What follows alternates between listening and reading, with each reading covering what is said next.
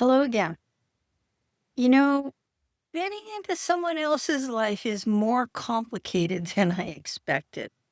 If you've spent years learning how to stand on your own 2 feet, and then life brings a new relationship into the picture, you might discover something surprising. Independence changes you. And fitting another person into that version of your life can be more emotionally complicated than you expected, especially later in life. I've been thinking about this a lot lately in my own life. And my earlier next chapter was about starting over and rebuilding independence.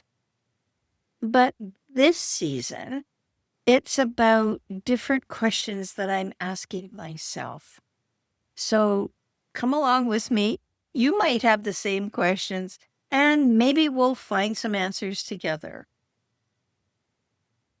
So, independence changes our internal wiring.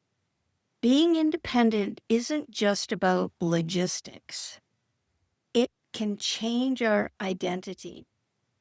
So, things like decision making by ourselves, routines that only affect us, that word freedom, emotional self reliance. That's a big one. And maybe even our own hard-won confidence. I didn't just build independence.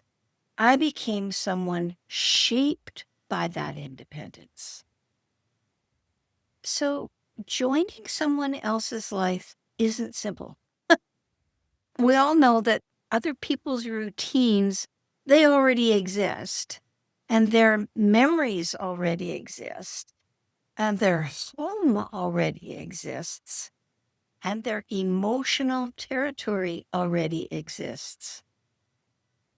So the statement or the thought on my mind is that joining a life already in motion is different than building one together from scratch. And maybe those differences sometimes can cause a little friction. Maybe they can be treated like creativity waiting to happen or an exploration of something new, and let that excitement build from there. The creation of something together. I don't know. Those are a lot of questions, and there's no right answer. There's only answers that can fit, and maybe they just fit for now. So I'm into exploring that in this next chapter woman version 3, if you will. I hope you come along with me, and I hope we can talk about possibilities together. One of the fears in behind this new learning, this new way of being, this fitting in is, where do I fit in the new picture? So it's not about resentment and, a loss of what I had before and resenting what I had before, or resenting the fact that need to build something new again. And it's not about a lack of love in the scenario. It's questions about identity. Where do we fit? Where do I fit? How does the other person fit? What is that new thing that we're building? And what's the practicality in there? What's the practical fit between two new lives? Oh, not two new lives, but two lives making something new together. And surrounding all of that, what's the emotional fit? How does that all work together and keep that calm that we all strive for, especially at this stage of our lives? And all of this raises subtle questions that you don't always ask out loud. You might not have even thought about them before the activity of coming together to make a new life happens.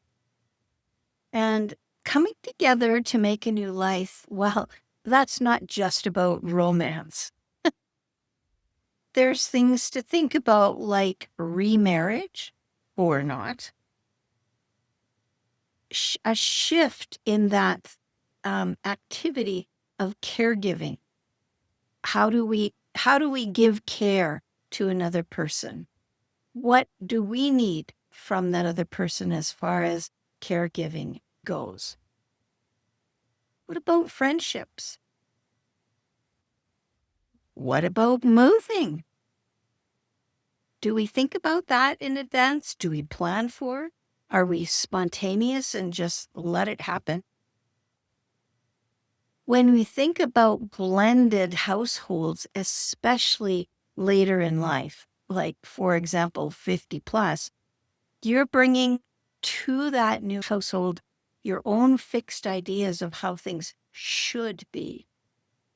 And now you have to consider what that other person thinks that a blended household should be. Parts of it, you're building something new, and parts you're trying to adapt and change so that you can become whole together within that new framework. And again, this all in that framework of doing this later in life. I realize as I'm working through this that any time our hard-won life, the life that we've been working on for so long, and part of it working on it alone, that life has to make room for something new. So all of these questions can show up, some at all at the same time, and some little by little, but eventually they all show up. Maybe the goal isn't fitting in. Maybe the goal is to redesign, like starting a new painting.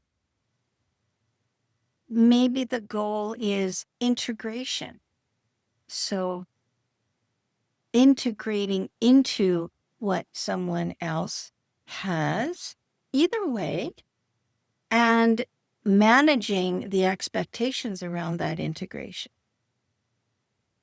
Maybe it's a bit about mutual adaptation. You know, as humans, we can all adapt. We've proven that over the years.